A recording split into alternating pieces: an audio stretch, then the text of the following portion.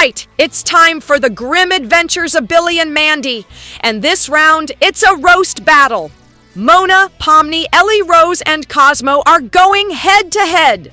Hope you all brought sunglasses, because when I roast you, the burns leave permanent damage. And trust me, this salon doesn't do refunds. Oh, great. Another roast battle. As if being stuck in a digital nightmare wasn't bad enough. Fine, I'll glitch all of you into pixel dust. I broke out of more prisons than you've had good ideas. Tonight I'm locking you all up in a maximum security burn ward. I may be gentle, but even I can grow thorns. So get ready, because these roasts are gonna plant you 6 feet under. Alrighty then. Let the roast battle begin in 3, 2, 1, go! The SpongeBob SquarePants movie? More like the SpongeBob SquarePants midquel. They hyped it up like a cinematic masterpiece, but it was basically just 3 TV episodes duct taped together with live-action David Hasselhoff. And Plankton's evil plan? Sis, you've been trying to steal the Krabby Patty formula for years.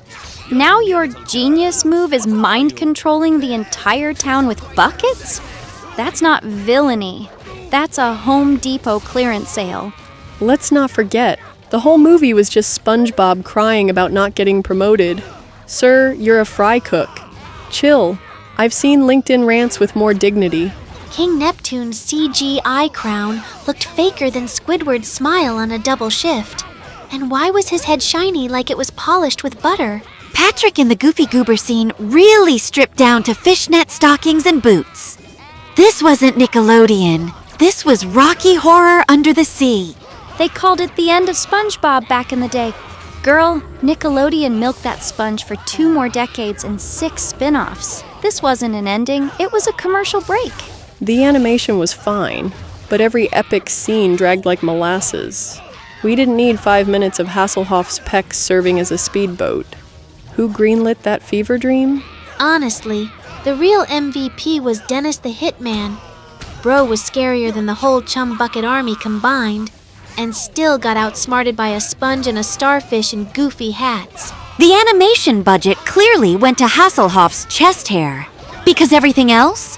Choppy, off-model. Half the time, Patrick looked like a melted gummy bear in board shorts. That whole we're men now subplot? So SpongeBob and Patrick eat ice cream and grow mustaches and suddenly they're adults? Sis, that's not character growth. That's just calcium deficiency. And let's not act like Mindy actually did anything. She showed up, gave them confidence, and dipped. Basically a glorified guidance counselor fish. Girl, at least throw hands with Dennis or something. The Goofy Goober finale? Yes, iconic, but also pure nonsense. SpongeBob defeats Plankton's entire army with the power of karaoke. This isn't a battle scene, it's an American Idol fever dream. Neptune's design was tragic too. That man looked like Poseidon's greasy cousin who borrowed a crown from Party City. They tried so hard to make it epic with the journey to Shell City. But at the end of the day, it was just a road trip with detours at gas stations and biker bars.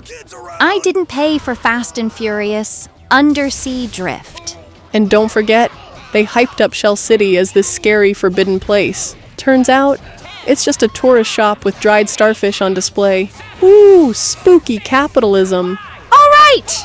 Just a few seconds left on the clock, and it looks like Mona takes the win in this roast battle. Guess that's what happens when you let a diva with style handle the fire. Next round, I'll turn it up even hotter. Great. I lose another round. What's next? Do I get booted into safe mode? Fine, bring it on. Looks like I'm not breaking out of this loss, huh? Don't get too comfy, Mona. Next round, I'm busting you wide open.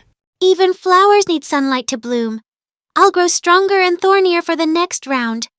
So don't relax yet. And with that, we're moving on. Get ready, folks. The next round starts now. Lego Island? More like Lego Glitchland. That game looked like it was coded on a toaster and tested on dial-up. Every time it loaded, my PC fans screamed louder than the Brickster. Speaking of the Brickster, This man was supposed to be a terrifying villain, but he looked like a discount Joker made of Fisher-Price blocks. Bro escaped jail by stealing pizza. That's not evil. That's just Italian hunger pains. And pepperoni? My guy was hyped as the radical pizza delivery kid, but he controlled like a shopping cart with 3 wheels. Delivering pizza in this game was basically Mario Kart for sad people. The NPCs? Everyone walked like their knees were locked in permanent Roblox mode. They'd stare right into your soul with their Lego claw hands and glitchy voices. Uncanny Valley, but make it Danish. The open world was just 5 locations glued together with loading screens. Wow, the information center, the gas station, the pizza place. Truly, Elden Ring who? The soundtrack slapped. I'll give it that. But after the 97th loop of Brick by Brick, I felt like I was being brainwashed into joining a cult of minifigs. Also, why did every mission feel like a tutorial that never ended? Paint cars, build houses, deliver pizza, feed the parrot. Sis, I signed up for an adventure, not errands in Lego Suburbia. Honestly, Lego Island was less game and more tech demo that accidentally shipped. Cute for nostalgia, but at the end of the day, it was just Minecraft's awkward uncle. Lego Island's graphics aged like spoiled milk. Everyone's face looked like a smiley sticker stretched over a Rubik's Cube. I swear Pepper blinked once every leap year, and even then it was cursed. And let's not forget the voice acting. The Brickster sounded like a Saturday morning cartoon villain who didn't get cast in Power Rangers. Meanwhile, every townie talked like they were reading lines off a Happy Meal box. The vehicles? Don't even try. Driving the police car felt like steering a fridge on roller skates.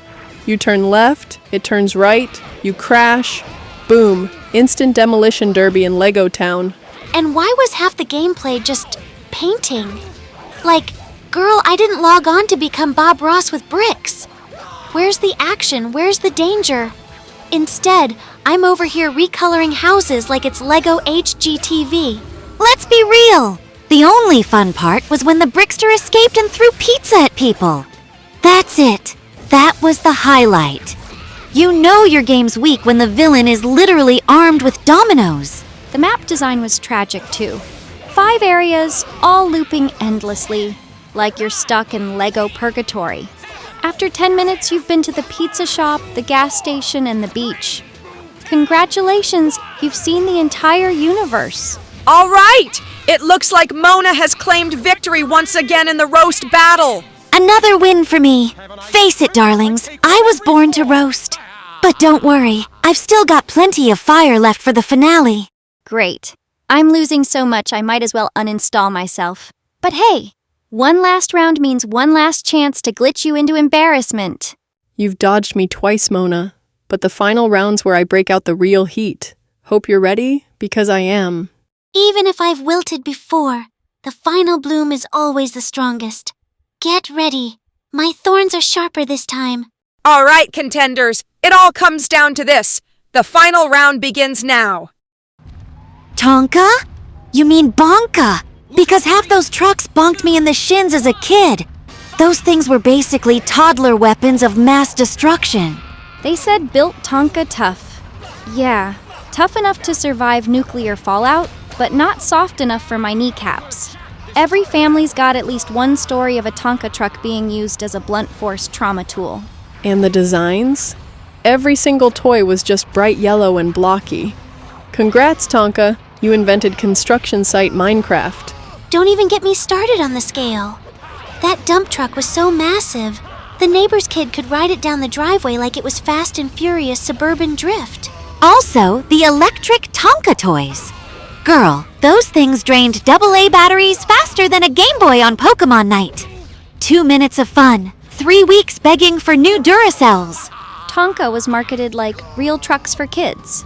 But real talk? They were just metal shin crushers with wheels.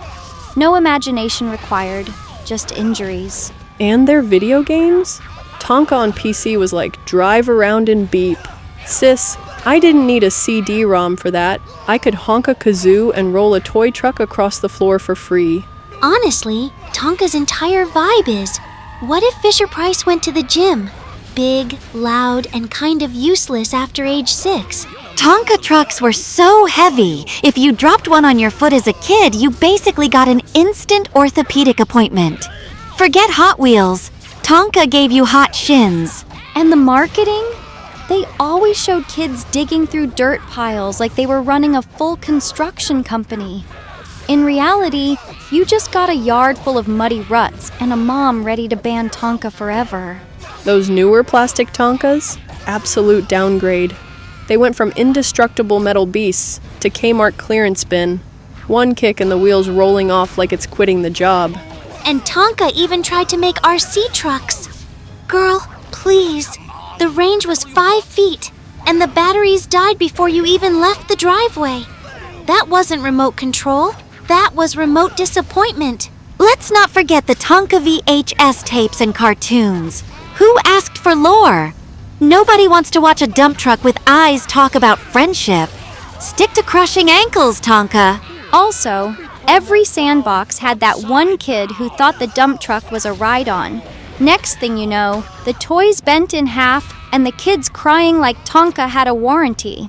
The colors never changed either. It was always that same construction yellow, like Tonka was allergic to creativity. Even Crayola had more range. Honestly, Tonka wasn't just toys. It was a childhood injury simulator. And every bruise came with the slogan, "Built Tonka Tough." Yeah, tough on my skeleton. Tonka? More like Bonka. Heavy, hazardous, and hurting shins since 1947.